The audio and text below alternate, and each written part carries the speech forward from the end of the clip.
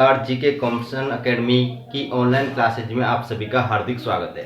तो दोस्तों, आज की इस क्लास में हम बात करने वाले हैं संधि के कुछ विशेष नियमों के बारे में। जैसा कि दोस्तों आप सभी को पहले से ही जानकारी है, हम अपने चैनल पर हिंदी की क्लासेज ले रहे हैं और उन हिंदी की क्लासेज में दोस्तों हमारा संधि का टॉपिक चल रहा था और संधि के टॉपिक में दोस्तों हमने स्वर संधि, व्यंजन संधि और विसर्ग संधि के बारे में विस्तार पूर्वक पिछली क्लासेज में पढ़ लिया है। आज की इस क्लास में दोस्तों उन्हीं संधियों से जुड़े कुछ विशेष नियमों को कराने वाले हैं, जिनको हम कुछ अपवादित नियमों के नाम से भी जानते हैं। तो दोस्तों आज की क्लास में हम उन्हीं नियमों के बारे में बात करेंगे जो संधि के विशेष नियम कहलाते हैं। एक बात और ध्यान रखना दोस्तों, हमने हिंदी की अब तक लगभग 33 क्लासेज कंप्लीट कर ली हैं और जो दोस्तों आज की क्लास है वो हमारी 34वीं क्लास है। आप हमारे चैनल की प्लेलिस्ट में जाकर हिंदी व्याकरण नाम की एक प्लेलिस्ट बनी हुई है दोस्तों, और उस प्लेलिस्ट में जाकर क्रम से बाकी की पिछली जितनी भी क्लासेज हैं दोस्तों उन सभी क्लासेज को ले सकते हैं। तो दोस्तों टॉपिक की तरफ चलने से पहले वीडियो को लाइक अवश्य कर दें और फ्रेंड्स वीडियो को ज़्यादा से ज़्यादा शेयर भी कर दें, और अभी तक आपने हमारा चैनल सब्सक्राइब नहीं किया तो चैनल को सब्सक्राइब अवश्य कर लें, जिससे हमारी हर वीडियो को नोटिफिकेशन आपको मिलता रहे। तथा साथ साथ बेल आइकन को भी दबाना है जिससे नोटिफिकेशन आपको तुरंत मिल जाए दोस्तों। तो दोस्तों चलते हैं अपने टॉपिक की तरफ। टॉपिक की तरफ चलने से पहले मैं हिंदी के विशेष नियमों में दोस्तों आपको बता देता हूं कि हिंदी के विशेष नियम क्या होते हैं। संधि के जो विशेष नियम होते हैं वो क्या होते हैं दोस्तों, कि संधि के विशेष नियमों में उन शब्दों को रखा जाता है दोस्तों, उन शब्दों को रखा जाता है कि जिन शब्दों का निर्माण यानी जिन शब्दों की संधि तो किसी नियम से होती है और उनमें संधि कुछ और ही होती है। तो हम उन्हीं शब्दों के बारे में चर्चा करेंगे दोस्तों। हमारे नियम नंबर पहले की तरफ चलते तो नियम नंबर पहले में दोस्तों कुछ शब्द ये आते हैं दोस्तों, प्रौढ़, प्रौढ़ा, प्रहो, अक्षोहिणी, स्वैर और स्वैरिणी। आज हम पहले नियम में इन्हीं शब्दों के बारे में चर्चा करेंगे दोस्तों। कि हमारा दोस्तों जो पहला शब्द है हमारा वो है प्रौढ़। कौन सा है दोस्तों? प्रौढ़। और जो दूसरा शब्द है वो है हमारा प्रौढ़ा, और तीसरा जो शब्द है वो है दोस्तों हमारा प्रहो, और जो चौथा शब्द है वो है हमारा दोस्तों अक्षोहिणी, और जो पांचवा शब्द है वो है हमारा स्वैर, और जो छठवां शब्द है दोस्तों वो है हमारा स्वैरिणी। समझना दोस्तों। अब इनकी अगर हम संधि विच्छेद करते हैं दोस्तों, तो संधि विच्छेद करते समय हमको दोस्तों क्या है कि हमें जो संधि विच्छेद करते हैं हम दोस्तों प्रौढ़ का, तो प्रौढ़ का दोस्तों क्या हो रहा है? प्रेधन उड।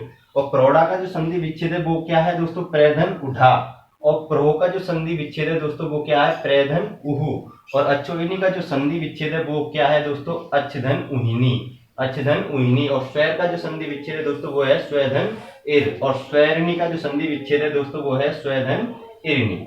अब बात समझना दोस्तों कि इनकी संधि विच्छेद हो गए। हम यहाँ संधि विच्छेद में जब दोस्तों वर्ड वियोजन करते हैं दोस्तों, जब वर्डों का संयोजन करते हैं तो देखते हैं कि दोस्तों प्रे में हमारा क्या निकल के आया?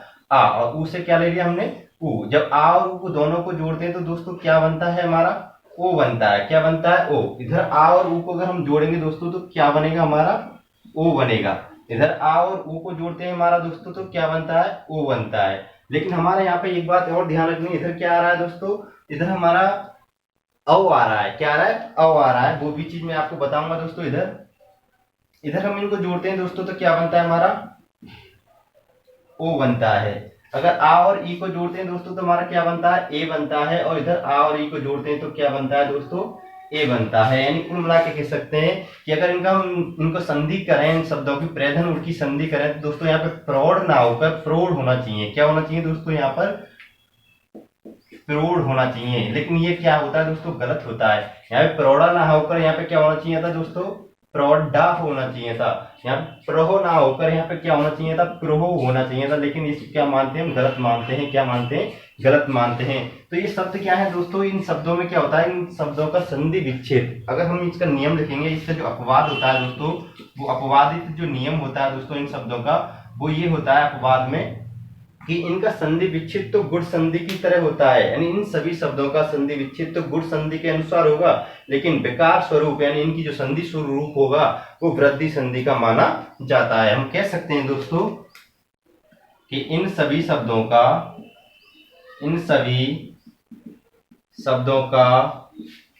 संधि विच्छेद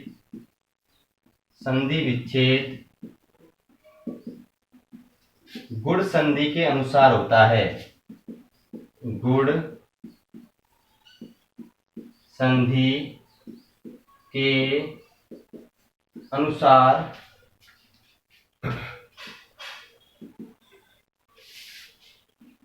होता है। लेकिन विकार रूप वृद्धि संधि का माना जाता है।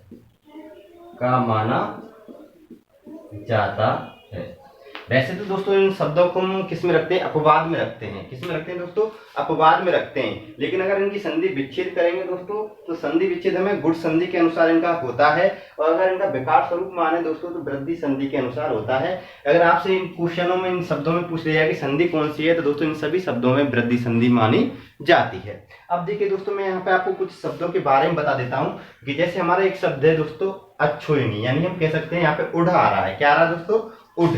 अब यहाँ पे आपके मन में आ रहा होगा दोस्तों कि उड़ का मतलब क्या होता है। दोस्तों उड़ का मतलब क्या होता है, तो याद रखना दोस्तों, उड़ का मतलब होता है विवाहिता। क्या होता है दोस्तों, विवाहिता या विवाहित। इनके शब्दों के अर्थ भी जान लो दोस्तों, विवाहित। ठीक है, हम बात करें दोस्तों उहू की। यहाँ पे क्या आ रहा है दोस्तों, उहू आ रहा है अगले शब्द में। यहाँ इन दोनों में उड़ आ रहा है, उड़ यहाँ उड़ा आ रहा है, यहाँ पे क्या आ रहा है, उहू आ रहा है। उहू का तात्पर्य क्या होता है दोस्तों, तर्क। क्या होता है दोस्तों, तर्क होता है। क्या होता है, तर्क। आगे चल के दोस्तों आपको एक शब्द मिल रहा है अक्षोहिणी। क्या मिल रहा है दोस्तों, अक्षोहिणी मिल रहा है, यानी यहाँ पे मिल रहा है अक्षोहिणी। तो दोस्तों अक्षोहिणी क्या है दोस्तों, अगर बात करें हम अक्षोहिणी की बात करें कि अक्षोहिणी क्या है दोस्तों, कि ये महाभारत कालीन सेना का एक प्रकार है दोस्तों। सेना का एक प्रकार, समझना दोस्तों, सेना का एक प्रकार है दोस्तों। कि अक्षोहिणी क्या है दोस्तों, कि महाभारत कालीन एक सेना का प्रकार है दोस्तों। इसमें क्या था दोस्तों, कि इसमें 21,870 हाथी थे दोस्तों। क्या थे दोस्तों इसमें, इस सेना में 21,870 हाथी, 21,870 रथ, और दोस्तों इसके अलावा दोस्तों इसमें थे 65,610 अश्व। 65,610 अश्व। अश्व का मतलब होता है दोस्तों घोड़ा। क्या होता है दोस्तों, घोड़ा। और इसके अलावा और भी देखा जाए तो दोस्तों इसमें थे 10,000 यानी 1,93,050 सैनिक। 1,93,000 और 50 सैनिक। 1,93,050 सैनिक, सॉरी 10,000, 1,93,000 नहीं, सॉरी दोस्तों, 1,09,350 सैनिक थे। 1,09,350 पैदल सैनिक। ठीक है दोस्तों, ये बात समझना कि एक अक्षोहिणी क्या थी, एक महाभारत कालीन सेना का प्रकार था दोस्तों, जिसमें 21,870 हाथी थे, 21,870 क्या थे, रथ थे, और जिसमें 65,610 क्या थे, अश्व थे, और जिसमें 1,09,350 क्या थे दोस्तों, पैदल सैनिक थे। अब बात समझना दोस्तों, अक्षोहिणी का तात्पर्य क्या है, महाभारत कालीन सेना का प्रकार। अब देखो दोस्तों, यहाँ पे नी आ रहा है, नी से पहले मैंने बताया कि का, छ और स आ जाए, यानी स का, छ, छह से, और रे के पश्चात अगर ना आ रहा दोस्तों तो क्या हो जाता है, उसका ना का ढा में परिवर्तन हो जाता है। ये मैंने व्यंजन संधि में आपको नियम बता दिया। तो यहाँ पे नी का क्या हो गया, णा हो गया है। अब बात करें दोस्तों स्वर का, किसका बात करें दोस्तों, स्वर का बात करें दोस्तों, तो स्वर का मतलब होता है स्वतंत्रता। क्या होता है दोस्तों, स्वतंत्रता। अगर आपसे इसके बारे में पूछे कि स्वर का मतलब क्या होता है, स्वतंत्रता होता है। स्वतंत्रता यानी हम कह सकते हैं स्वतंत्र गति से, स्वच्छता से, अपने मन की गति से, अपने अंतरात्मा से। स्वैरणी क्या होता है, कि जो स्वतंत्र रूप से जो अपनी नदी होती है, स्वतंत्र रूप से बहने वाली नदी को हम क्या बोलते हैं दोस्तों, स्वैरणी बोलते हैं। एक बात याद रखना है आपको कि स्वैरणी का मतलब क्या होता है, कि स्वतंत्र गति से बहने वाली नदी, या हम कह सकते हैं कि स्वतंत्र स्वेच्छाचारिणी नदी भी बोल सकते हैं इसको। हम क्या बोल सकते हैं दोस्तों, स्वेच्छाचारिणी नदी भी बोल सकते हैं स्वैरणी को, कि जो अपनी इच्छा से इधर उधर बहती हुई जाती है, उसको स्वेच्छाचारिणी नदी यानी स्वैरणी बोलते हैं। और स्वैर का मतलब होता है स्वतंत्र गति से या स्वतंत्रता से। क्लियर दोस्तों, तो यहाँ पे समझना आपको, उड़ का मतलब क्या होता है, विवाहिता या विवाहित। उहू का मतलब क्या होता है, तर्क। अक्षोहिणी क्या होती है दोस्तों, एक महाभारत कालीन सेना का प्रकार था दोस्तों, जिसमें क्या थे, 21,870 हाथी थे, 21,870 रथ थे दोस्तों, और 65,610 क्या थे, अश्व थे, और 1,09,350 क्या थे दोस्तों, पैदल सैनिक थे। तो कुल मिला के बात है दोस्तों, इन शब्दों को आपको याद रखना है कि जो ये शब्द हैं दोस्तों, ये वृद्धि संधि के उदाहरण है, लेकिन इनका संधि विच्छेद दोस्तों गुण संधि के अनुसार होता है। नेक्स्ट अगले नियम की तरफ चलते हैं दोस्तों। हमारा नेक्स्ट नियम है अगला अहन का। किसका है दोस्तों, अहन का। इसका स्क्रीनशॉट ले लें।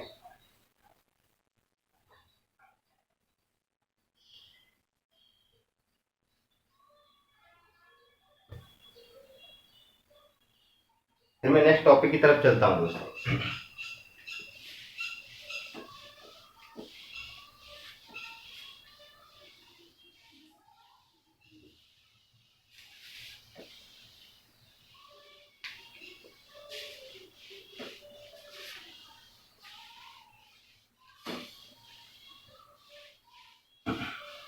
दूसरा नियम है दोस्तों हमारा अहन का। किसका है दोस्तों, अहन का। अगर दोस्तों अहन के बाद में क्या आ जाए दोस्तों, रा आ जाए। क्या आ जाए, रा आ जाए दोस्तों।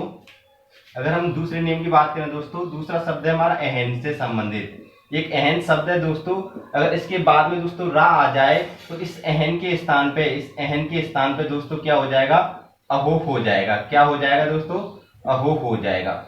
अब एक बात और याद रखना, दूसरे नियम में अगर बात करें दोस्तों, इस अहन के बाद में रा से भिन्न कोई भी वर्ड आ जाए दोस्तों, रा नहीं आए, रा के अलावा कोई भी वर्ड आ जाए तो इस अहन के स्थान पे दोस्तों क्या हो जाता है, अहर हो जाता है। एक बात याद रखना, इस अहन के स्थान पे क्या हो जाएगा दोस्तों, अहर हो जाएगा। एक बात समझना दोस्तों, यानी अहन के बाद में अगर रा आए तो अहन के स्थान पे अहो कर देंगे। अगर अहन के बाद में रा के अलावा कोई भी वर्ड आए तो हम क्या कर देंगे दोस्तों, अहर कर देंगे। बहुत ही सीधा सीधा सिंपल नियम है दोस्तों। इसके अगर एग्जांपल्स की बात करूं दोस्तों, तो इसके एग्जांपल्स लिखें। जैसे दोस्तों सबसे पहला एग्जांपल है हमारा अहन धन रात्रि, अहन धन रात्रि, अहन धन निशा, अहन धन निशा, अहन धन रत्न,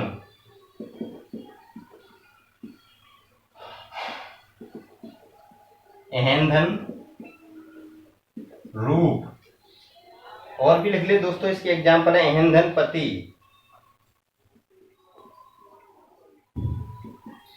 अहन धन पति। और भी इसके एग्जाम्पल्स लिख ले दोस्तों, अहन धन मुख, अहन धन मुख। और भी एग्जाम्पल्स लिखने हैं दोस्तों इसके, अहन धन अहन, अहन धन अहन। और भी बहुत सारे एग्जाम्पल्स होते हैं दोस्तों, पर हम आपको इतने ही कराते हैं। देखिए दोस्तों, अहन के बाद में क्या आ रहा है, रा, तो अहन के स्थान पर हम क्या कर देंगे, अहो। ठीक है दोस्तों। पीछे क्या है, रात्रि, और रात्रि के स्थान पे हम रात्र कर देते हैं। जब दोस्तों कुछ शब्दों में कुछ संधि विच्छेदों में अगर रात्रि आ जाए, निशा आ जाए, अच्छा आ जाए, इच्छा आ जाए, ऐसे शब्दों में क्या करते हैं, रात्रि के स्थान पे रात्र कर देते हैं, जो अगले नियम में बताएंगे। और निशा के स्थान पे क्या कर देते हैं, हम निश कर देते हैं। समझना दोस्तों। तो यहाँ पे क्या हो गया, अहोरात्र। अहन के बाद में ना आ रहा है, यानी रा नहीं आ रहा है, तो क्या कर देंगे, अहर, अहर कर दिया हमने। और जो आधा रा है दोस्तों, इस ना पे छट जाएगा, अहर निस हो जाएगा। निशा की जगह पे क्या हो जाएगा दोस्तों, निस हो जाएगा।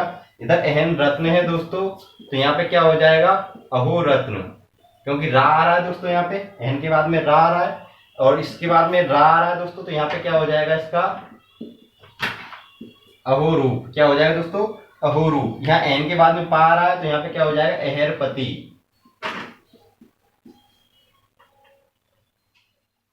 यह पति हो जाएगा दोस्तों। क्या हो जाएगा, अहरपति। इधर एन के बाद में माँ आ रहा है दोस्तों, तो इसका क्या हो जाएगा, अहरमुख, अहरमुख। और इधर अहन के बाद में अहन है दोस्तों, तो इसके बाद में क्या हो जाएगा, अह। और रा, अह तो आ गया, रा आ में जुड़ जाएगा तो पूरा रा आ जाएगा दोस्तों। इधर अन है, तो इसके बाद में क्या हो जाएगा, ये हो जाएगा दोस्तों, सॉरी, जो आधा रा है इसको मानते ही नहीं है, अहर अह हो जाएगा। क्या हो जाएगा दोस्तों, अहर अह हो जाएगा। और ये मोस्ट नियम है, पेपर में खूब पूछा जाता है कि अहन धन अहन का मतलब क्या होता है, अह धन अहर अह होता है। क्या होता है दोस्तों, अहर अह होता है। ये बहुत ही अच्छा नियम है दोस्तों, आप इसको अच्छे से देख लें एक बार और इसको अच्छे से कर लें। अब बात करते हैं नेक्स्ट अगले पॉइंट की दोस्तों, कि हमारा जो अगला पॉइंट है दोस्तों, वो अगला पॉइंट क्या कह रहा है दोस्तों, इसके बारे में चलते हैं। तो दोस्तों याद रखना, एहन के बाद में बस सीधा सीधा पॉइंट्स याद रखना। अगर एहन के बाद में रा आ जाए तो दोस्तों अहू करना है। अगर एहन के बाद में रा से अलावा कोई भी भिन्न शब्द आ जाए तो उसकी एहन की जगह पे क्या करना है, एहर करना है। बहुत सीधा सीधा नियम है, स्टूडेंट इसमें कंफ्यूज रहते हैं। मैंने आपको बहुत सीधे तरीके से, सरल तरीके से इसको समझा दिया है। नेक्स्ट अगले पॉइंट्स की तरफ चलते हैं दोस्तों। हमारा जो नेक्स्ट अगला उदाहरण है दोस्तों, वो है दोस्तों हमारा ऐसे शब्दों का जिनके विच्छेद क्या होते हैं दोस्तों, दो दो संधियों में होते हैं, यानी जिनकी जो संधि होती है वो दो दो शब्दों में होती हैं। देखिए सब दोस्तों,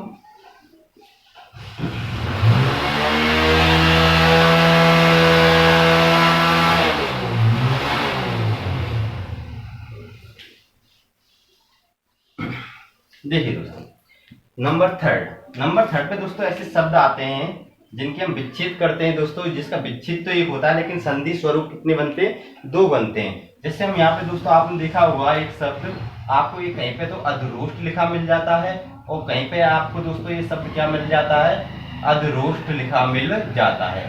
ठीक है दोस्तों, ये जो शब्द, ये जो रूप है दोस्तों, ये किसका है, गुण संधि का। ये जो रूप है दोस्तों किसका है, गुण संधि का।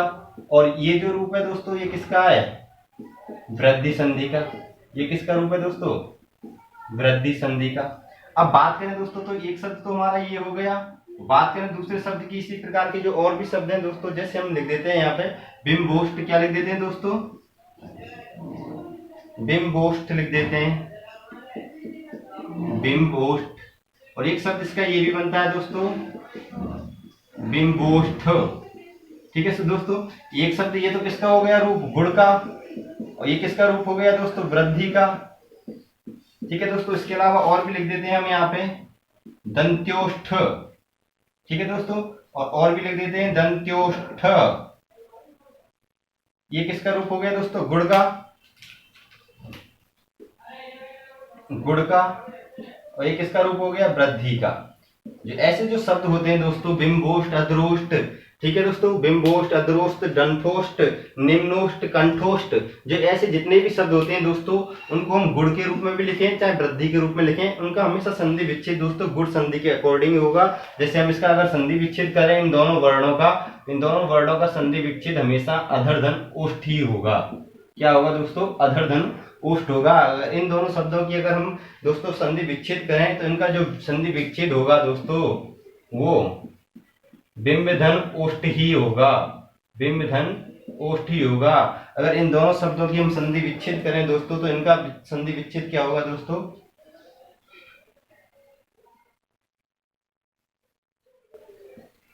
दंत्य धन ओष्ठ होगा, दंत्य धन ओष्ठ होगा दोस्तों। ठीक है, तो बात समझना दोस्तों हमारी को कि क्या कह रहा हूं मैं दोस्तों, कि जो दंतोष्ठ, अधरोष्ठ, बिंबोष्ठ, निम्नोष्ठ, कंठोष्ठ, ऐसे जो शब्द होते हैं दोस्तों, इनको हम गुण के स्वरूप में भी लिखते हैं और वृद्धि के स्वरूप में भी लिखते हैं। लेकिन जब इनका संधि विच्छेद करते हैं दोस्तों, तो संधि विच्छेद किसके अकॉर्डिंग करते हैं, गुण संधि के अकॉर्डिंग करते हैं, गुण संधि के अनुसार करते हैं। अगर इसके नियम में लिखना चाहें तो आप देख सकते हैं कि गुण व स्वर संधि में लिखे ऐसे सभी शब्दों को हम सदैव संधि विच्छेद किसमें करते हैं दोस्तों, गुण संधि में करते हैं। हम कह सकते हैं, लिख सकते हैं यहाँ पे गुण व वृद्धि संधि में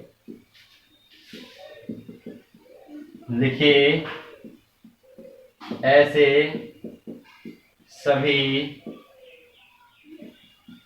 शब्दों का संधि विच्छेद हमेशा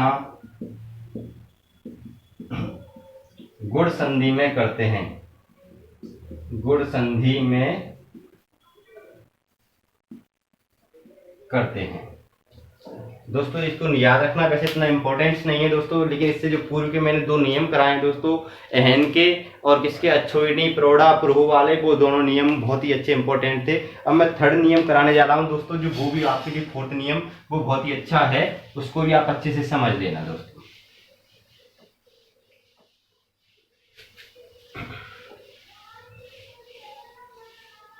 हमारा दोस्तों फोर्थ नियम है, देखो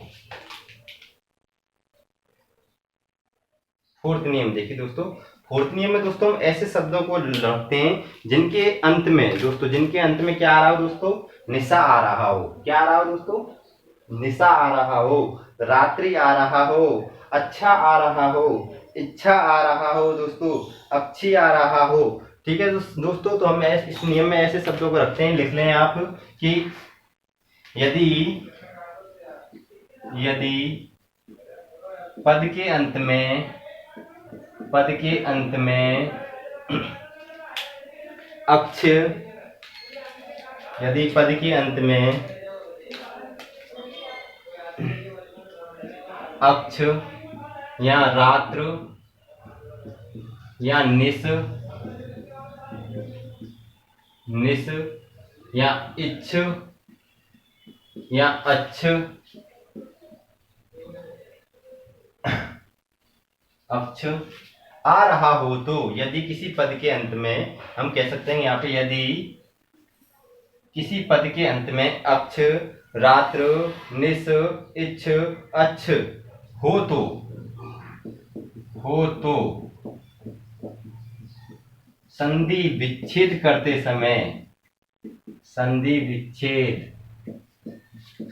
समय इन्हें क्रमशः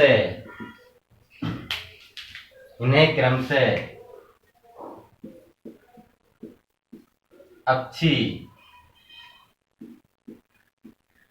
रात्रि, निशा, इच्छा और अच्छा में बदल देते हैं। जैसे फॉर एग्जाम्पल्स में आपके लिए यहाँ पे लिख देता हूं, जैसे मैं यहाँ पे लिख देता हूं आपको, प्रतिधन अक्षी। ठीक है दोस्तों, मैं यहाँ आपको लिख देता हूं अधिधन अच्छी,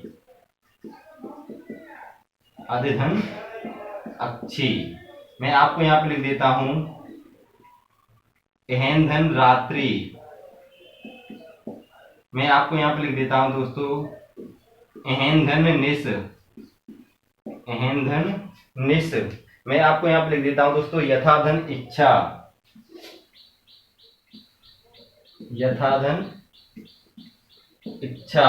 मैं हमारा इच्छा का हो गया, अब किसका रह गया दोस्तों, अच्छा का रह गया। मैं यहाँ पे लिख देता हूं दोस्तों सुधन अच्छा।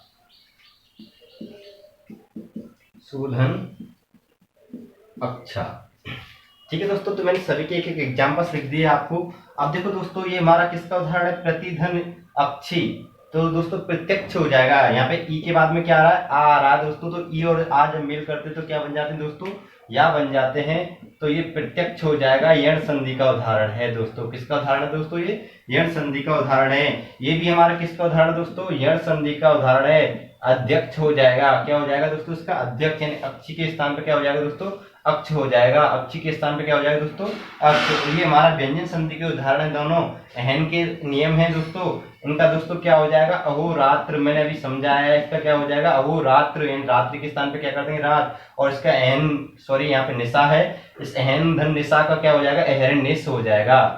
क्या हो जाएगा दोस्तों, अहरनिश हो जाएगा। अब बात करें दोस्तों आधन ई का, यानी यथेच्छ, इसका क्या हो जाएगा दोस्तों, यथेच्छ हो जाएगा, और उसका क्या हो जाएगा, स्वच्छ हो जाएगा, यथेच्छ, और ये भी हमारा स्वच्छ हो जाएगा। तो याद रखना दोस्तों, हमें बस केवल इस पीछे वाले वर्णों का एक नियम समझाना था कि अगर अक्षी आ जाए दोस्तों, क्या आ जाए दोस्तों, अगर विच्छेद में अक्षी आए, रात्रि आए, निशा आए, इच्छा आए, अच्छा आए, तो संधि करते समय ने अक्ष, रात्र, निश, इच्छ और अच्छ में बदल देते हैं पिछले वर्णों के तहत। ठीक है दोस्तों, ये नियम हमारा क्लियर हुआ। नेक्स्ट अगले नियम की तरफ चलते हैं, हमारा नियम नंबर 5।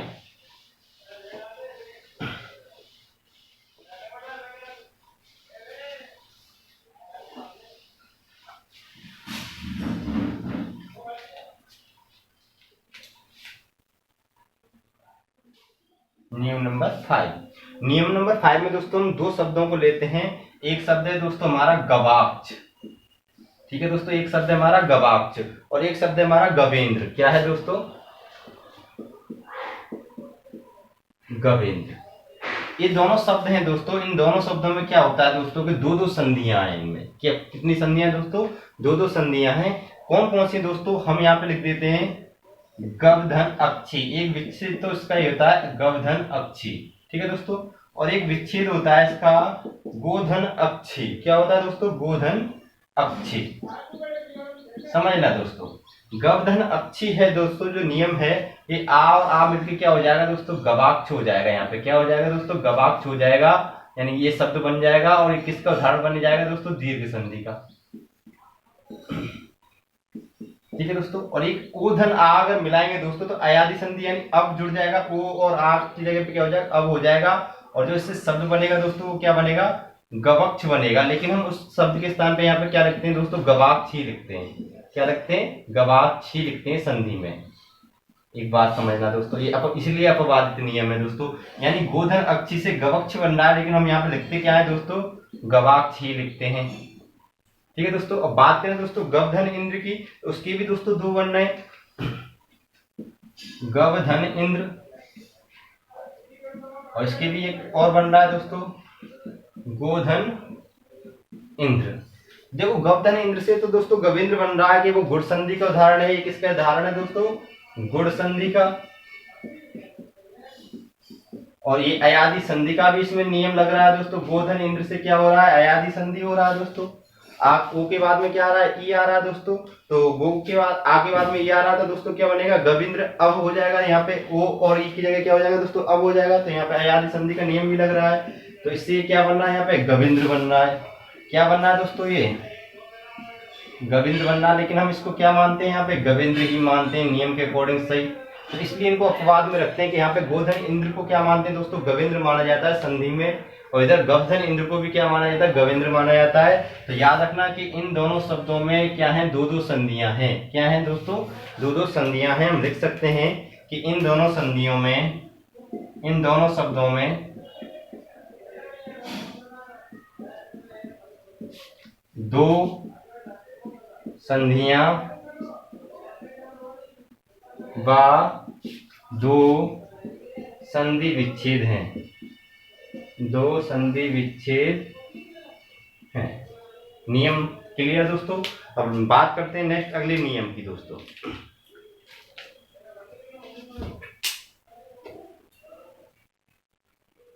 नेक्स्ट अगला नियम है दोस्तों हमारा मनस का।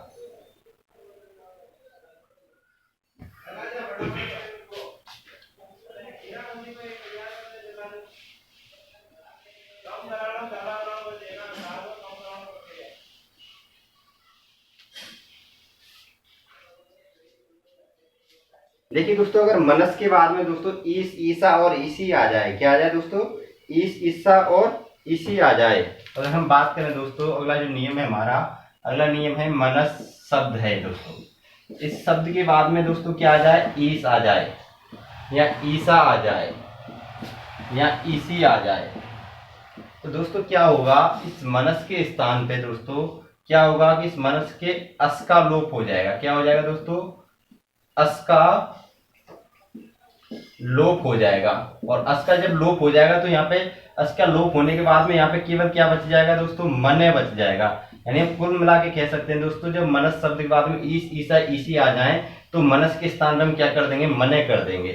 फॉर एग्जाम्पल जैसे मैं यहाँ पे लिख देता हूँ मनस धन ईस। क्या लिख देता हूँ दोस्तों?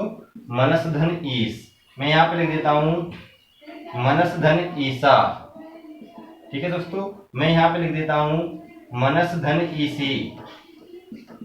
अब बात समझना दोस्तों, तो अब यहाँ पे क्या हो जाएगा दोस्तों कि मनस के स्थान पे क्या हो जाएगा दोस्तों? यहाँ पे हम अगला लिख सकते हैं, मनस के स्थान पे हम क्या कर देंगे दोस्तों? मन कर देंगे। क्या कर देंगे दोस्तों? मन कर देंगे। क्लियर हो गया। और इसके बाद में हमारा क्या है दोस्तों? ईस है।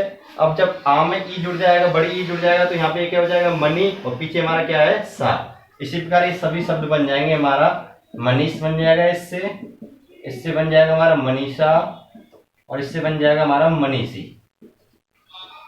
मनीषा का अर्थ होता है बुद्धि, और मनीषी का अर्थ होता है बुद्धि वाला, यानी बुद्धि रखने वाले को मनीषी बोलते हैं दोस्तों। और मनीषा का अर्थ होता है हमारा बुद्धि। एक बात भी समझना, मनीषा किसे कहते हैं? मनीषा का पर्यायवाची शब्द क्या है? बुद्धि है। क्लियर दोस्तों। तो दोस्तों हमारी संधियों के जो विशेष नियम थे दोस्तों, उन विशेष नियमों के अंतर्गत हम केवल इन्हीं नियमों को पढ़ते हैं, इन्हीं शब्दों को पढ़ते हैं। इन शब्दों के बारे में मैंने शॉर्ट में आपको बतला दिया है दोस्तों। अब एक एक नियम को आपको अच्छे से इनको याद कर लेना है, इन शब्दों को, कि इन शब्दों में विशेष नियम कौन कौन से चलते हैं और इनको किस प्रकार हम रखते हैं। विशेषकर दोस्तों जो हमारे अहोका शब्द है, जो मैंने अहन का जो नियम बताया, उस अहन के नियम को याद रखना। विशेषकर मैंने रात्र, अक्ष, निशा और अच्छी के बारे में बताया दोस्तों, उनको भी आपको अच्छे से याद रखना है, उनके नियम पूछ लिए जाते हैं। गवाक्ष और गवेंद्र दोनों शब्दों को याद रखना दोस्तों। इनमें गुण संधि, दीर्घ संधि, यानी इनमें दो दो संधियां होती हैं दोस्तों। उसके बाद में दोस्तों प्रौढ़ा, प्रौढ़, प्रहो, अच्छुइनी, स्वर, स्वैरिणी शब्दों को भी याद रखना है कि उनमें दोस्तों क्या होता है कि उनका जो संधि विच्छेद गुण संधि के अकॉर्डिंग होता है, लेकिन इनका जो स्वरूप होता है वो वृद्धि संधि का होता है। तो दोस्तों आज की क्लास में बस इतना ही, फिर मिलते हैं आपसे नेक्स्ट अगली क्लास में दोस्तों। तब तक के लिए अलविदा। और अगली क्लास में दोस्तों जो हमारा नया टॉपिक चलेगा वो समास का चलेगा। ठीक है दोस्तों, तो चलते हैं, मिलते हैं नेक्स्ट अगली क्लास में। तब तक के लिए अलविदा।